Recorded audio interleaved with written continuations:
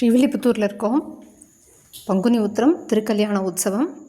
காலையில் பல்லக்கில் ஏறி நாச்சியார்பட்டி போய் நாச்சியார்பட்டியில் திருமஞ்சனம் பாட்டாயி ஆண்டாள் கோயிலுக்கு வந்து மன்னார் சிம்ம வாகனத்துலேயும் தாயார் கண்ணாடி அறையில் ஏழியிருக்கா. சாயக்கொண்டைய சாத்தின்னு இருக்கார் பெருமாள். தந்தைக்கு இங்கு தாய்க்கோலம் மாதிரி மன்னார் சிம்ம வாகனத்துலேயும் தாயார் சந்திரபிரபையிலையும் ஏழ்றா. இன்றைக்கி 2ஆம் திருநாள், நாளைக்கு 3ஆம் திருநாள். இன்றைக்கும் நல்ல மழை. ஸோ வெளியில் புறப்பாடு ஆகலை. நாளைக்கு 3ஆம் திருநாள் காலையில் புறப்பாடு மாடவீதி புறப்பாடு கண்டருளி